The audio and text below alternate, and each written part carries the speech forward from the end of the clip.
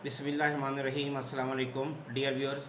आज का टॉपिक है रिसर्च ऑन यूनिवर्स पार्ट 15।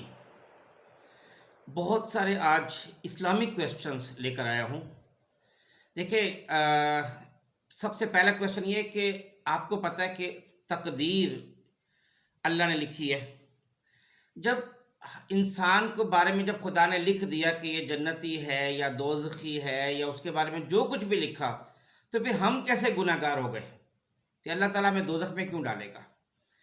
याद रखिए, इसका मैं जवाब दे रहा हूँ कि तकदीर इल्म इलाही है, अम्र इलाही नहीं है। ये अल्लाह का हुक्म नहीं है, ये इल्म है। अल्लाह ताला ने अज़ल से लेकर अब तक सब कुछ हमारा देखा हुआ है। इसकी मिसाल आपको मैं ये देता हूँ कि अगर आपने एक फ़िल्म देखी है, आपको पता है कि इस फिल्म का एंड ये है, उसके बाद आप अपने दोस्त के साथ जाके वही फिल्म या वही ड्रामा देखते हैं और आप दोस्त को बताते हैं जी इसमें हीरो के साथ ये होगा, विलेन के साथ ये होगा, तो वो कहे हैं आपको तो पहले ही पता है और उसमें उसका क्या कसूर होगा। तो बात यह है कि हर काम अल्लाह की मर्जी से ज़रूर होता है, लेकिन ज़रूरी नहीं कि उसमें अल्लाह की रज़ा भी हो। क्योंकि लोग ये कहते हैं कि हर काम तो अल्लाह की मर्जी से होता है। अगर हम कोई गुनाह कर रहे हैं तो वो भी अल्लाह की मर्जी से कर रहे हैं। भाई, अल्लाह की मर्जी होती है, रज़ा नहीं होती। इसकी मिसाल देता हूँ। एक उस्ताद साहब लेक्चर दे रहे हैं, वो कहते हैं जी मेरा 3 घंटे का लेक्चर है, अगर दरमियान में आप में से कोई जाना चाहे तो मेरी तरफ से इजाज़त है, वो जा सकता है, लेकिन मुझे अच्छा नहीं लगेगा, मैं खुश नहीं हूँगा। और अगर उसके दरमियान में कोई साहब उठ के चला जाता है तो उसमें उस उस्ताद की मर्जी होती है, लेकिन रज़ा नहीं होती, उसकी खुशनुदी नहीं होती। तो बिल्कुल यही बात है। अल्लाह ताला ने सब कुछ हमारा देखा हुआ है, हम कैसे अमाल करेंगे, कैसे काम करेंगे, क्या कुछ करेंगे, अज़ल से लेकर अब तक सब देखा हुआ है। और दूसरी बात कि खुदा ने कभी किसी के इख्तियार सलब नहीं किया। भाई, आप चाहें तो आप मूवी देखिए, आप चाहें तो आप कुरान पाक को देखें, कुरान पाक पढ़ें। अल्लाह ताला ने आपको पूरा इख्तियार दिया हुआ है। एक और मिसाल से समझाता हूँ यही चीज़ कि देखिए, एक डॉक्टर को, सपोज आपका फैमिली डॉक्टर, उसको आपके बारे में बहुत अच्छी तरह पता है। फ़र्ज़ किया उसको, वो कहता है जी आपको ये बीमारी है और इस बीमारी में आप मर भी सकते हैं अगर आपने इन चीज़ों से अवॉइड ना किया। और उसको डॉक्टर को ये भी पता है कि ये बंदा कभी अवॉइड नहीं करेगा, इन चीज़ों से परहेज़ नहीं करेगा। वो कहीं अपनी डायरी में फ़र्ज़ किया लिख लेता है कि 1 महीने बाद तकरीबन ये आदमी मर जाएगा। अब फ़र्ज़ किया वो आदमी वाकई परहेज़ भी नहीं करता है, 1 महीने बाद मर जाता है। अब उसके बाद, मरने के बाद, वो डायरी किसी और इंसान के हाथ लग जाए और उसमें कहे कि जी डॉक्टर साहब ने तो 1 महीना पहले लिख दिया था इंसान 1 महीने बाद मर जाएगा, तो क्या डॉक्टर कसूरवार हुआ? नहीं हुआ। यही तकदीर इलाही है। दूसरा क्वेश्चन, शहीद जिंदा है, अल्लाह ताला भी कहते हैं जिंदा है, तो फिर जब हम उसका नमाज जनाजा पढ़ते हैं फिर मैयतना क्यों कहते हैं? मैयतना तो उसके लिए होता है जो मरा हो। तो भाई बात ये है, इसका जवाब कि ये जो दुआ है नमाज जनाजा वाली, ये जनरल दुआ है, उसमें खाली हय्यत मैयतना नहीं कहते, हय्यतना भी तो कहते हैं। और फिर सपोज औरत का जनाजा है तो उसमें हम ज़करीना कहते हैं, मर्द का जनाजा उसमें उनसाना भी कहते हैं। तो वो जनरल दुआ है, वो खाली एक के लिए नहीं है। मर्द, औरत, शहीद, आम मरा हुआ, फौत हुआ, सबके लिए वो है। तीसरा क्वेश्चन, काफिर हजूर पाक सल्लल्लाहु अलैहि वसल्लम को शायर क्यों कहते थे? ये बात बहुत कम लोगों को पता है। लोग समझते हैं कि हम चूँकि उर्दू दान है तो हम समझते हैं कि शायर तो वो होता है जो शायरी करता है, तो कुरान पाक को वो शायरी कहते थे। असल बात यह है कि अरबिक में शायर कहते हैं जो हवाई बातें करे, ख्याली बातें करे। चूँकि उनके ख्याल में हजूर पाक सल्लल्लाहु अलैहि वसल्लम नौजुबिल्लाह ख्याली बातें करते थे। मसलन जन्नत किसी ने देखी नहीं, ख्याली बात है। दोज़ख किसी ने देखी नहीं, बरज़ख किसी ने देखी नहीं, हशर के मैदान किसी ने देखा नहीं, क़यामत का मैदान किसी ने देखा नहीं, तो इसलिए वो आप सल्लम को शायर कहते थे। अगला सवाल ये है कि हदीस में है, आपको पता है कि जी 3 मसाजिद के अलावा किसी भी मस्जिद की तरफ सवाब की नीयत से आप जो है ना नहीं जा सकते, मना है। उसमें मस्जिद नबवी है, मस्जिद अक्सा है और मस्जिद हराम है। तो क्वेश्चन ये है कि क्या रोज़े रसूल पाक सल्लल्लाहु अलैहि वसल्लम की तरफ फिर सफ़र करना सवाब है? तो बात ये है कि जिन 3 मसाजिद का नाम लिया गया, ये उनकी इम्पोर्टेंस इस वजह से है कि उनके यहाँ एक ایک نماز پڑھنے کا ثواب بہت بڑا ہے. مثلاً آپ کو پتہ ہے کہ مسجد حرام میں اگر آپ ایک نماز پڑھیں گے تو 1,00,000 نمازوں کے برابر ثواب ملے گا. اگر آپ مسجد اقصیٰ میں نماز پڑھیں گے تو آپ کو 1,000 نمازوں کے برابر ثواب ملے گا. اگر آپ مسجد نبوی میں ایک نماز پڑھیں گے تو آپ کو 50,000 نمازوں کے برابر ثواب ملے گا. تو جو روزہ رسول پاک صلی اللہ علیہ وآلہ وسلم ہے وہ تو دنیا، آخرت، کائنات، کرسی، عرش سب سے بالا تر اور پاک تر اور زیادہ افضل ہے. لہٰذا اس کی طرف ثواب کی نیت سے سفر کرنا بہت زیادہ ثواب ہے. اگلا کوشچن، ہم عام طور پر یہ سوچتے ہیں کہ حضور پاک صلی اللہ علیہ وآلہ وسلم کی جو فضیلت ہے وہ خاتم الانبیاء ہونے کی وجہ سے ہے. یہ تھوڑا سا ایک کنسیپٹ، اس کا تھوڑا سا جواب دینے لگا ہوں. ایسا نہیں ہے، کیونکہ آخر میں آنا کمال نہیں ہوتا. ایک بندہ اسکول میں آخر میں ایک بندہ آیا تو کیا وہ افضل ہو گیا سب سے کہ وہ آخر میں آیا؟ ایسا نہیں ہے. حضور پاک صلی اللہ علیہ وآلہ وسلم کا جو افضل ہونا ہے وہ اس کی کچھ ریزنز ہیں. نمبر 1، حضور پاک صلی اللہ علیہ وسلم اول بھی ہیں آخر بھی ہیں. پہلا صرف آخر میں نہیں ہے، کیونکہ حضور پاک صلی اللہ علیہ وسلم نے خود فرمایا، جس کا مفہوم ہے کہ میں اس وقت بھی نبی تھا جب آدم علیہ السلام ابھی تشکیل پا رہے تھے، گارے اور مٹی میں درمیان میں ابھی مطلب تشکیل کی شکل ہو رہی تھی، اس وقت بھی میں نبی تھا. نمبر 2، حضور پاک صلی اللہ علیہ وسلم امام الانبیاء ہیں، تو امام کی حیثیت جو ہے وہ سب سے اعلیٰ ہوتی ہے. نمبر 3، حضور پاک صلی اللہ علیہ وسلم کو مقام محمود ملا ہے جو کسی اور نبی کو عطا نہیں ہوا. نمبر 4، حوض کوثر صرف آپ صلی اللہ علیہ وسلم کو عطا ہوا ہے اور کسی کو عطا نہیں ہوا. نمبر 5، حضور پاک صلی اللہ علیہ وسلم کی نبوت ذاتی ہے، باقی تمام انبیاء کو آپ کے توسط سے نبوت ملی ہے. کیونکہ حضور پاک صلی اللہ علیہ وسلم نے جو ہے نا خود فرمایا، اس کا مفہوم یہ بنتا ہے کہ جس میں اللہ تعالیٰ نے کہا ہے نا کہ اے نبی اگر میں تمہیں پیدا نہ کرتا تو میں کائنات ہی پیدا نہ کرتا. مفہوم بتایا میں نے آپ کو. پھر آپ صلی اللہ علیہ وسلم کی جو شریعت ہے وہ عالمگیر ہے اور مکمل ہے. کسی اور نبی کی جو شریعت ہے وہ عالمگیر نہیں ہے، مکمل بھی نہیں ہے. وہ کچھ ایک خاص علاقے کے لیے مخصوص تھی اور خاص دور کی مخصوص تھی. آپ صلی اللہ علیہ وسلم کی نبوت تو قیامت تک کے لیے.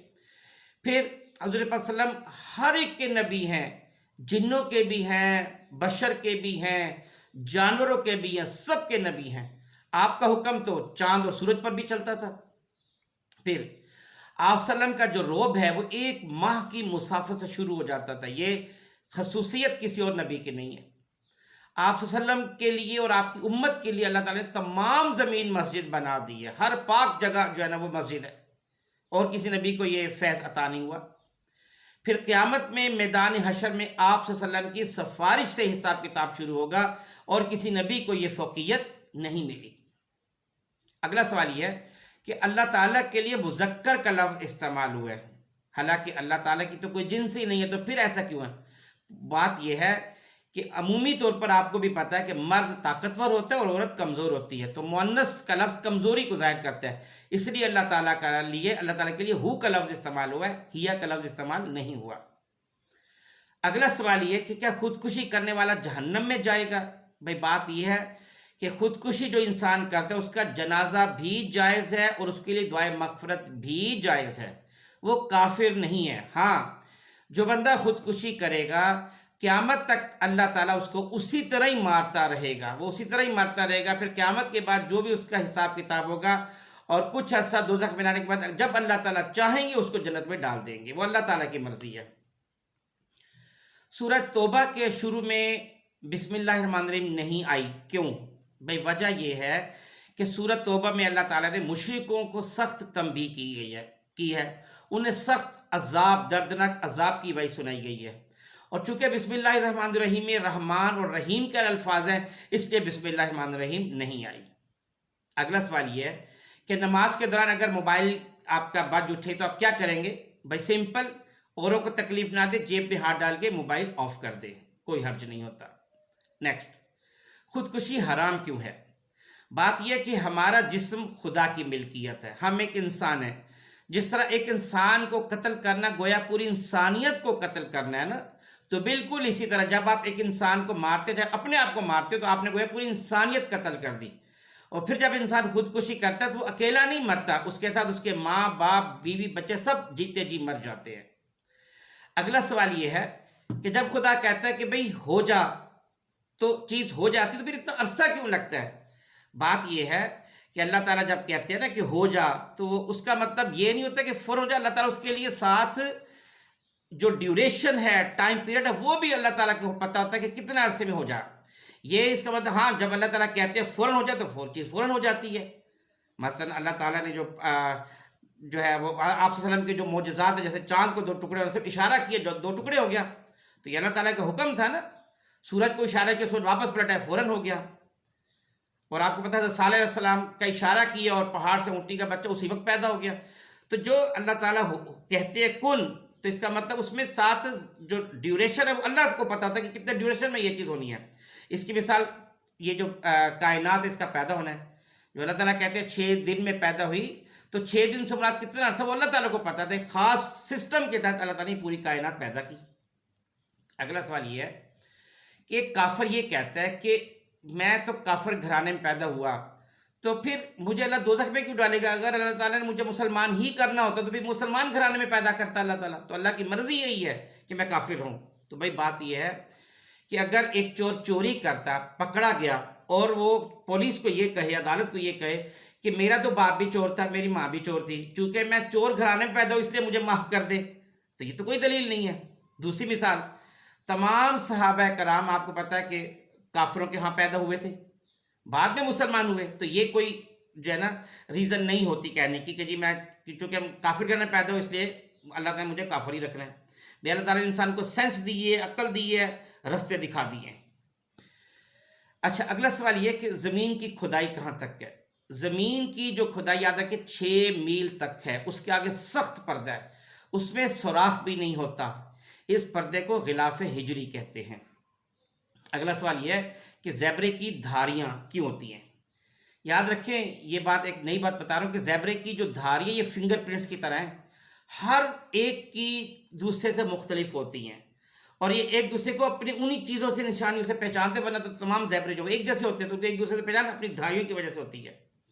اور یہ جو دھاریاں یہ درندوں کی نگاہوں کو کنفیوز بھی کرتی ہیں، اس پر نگاہ نہیں ٹکا سکتے۔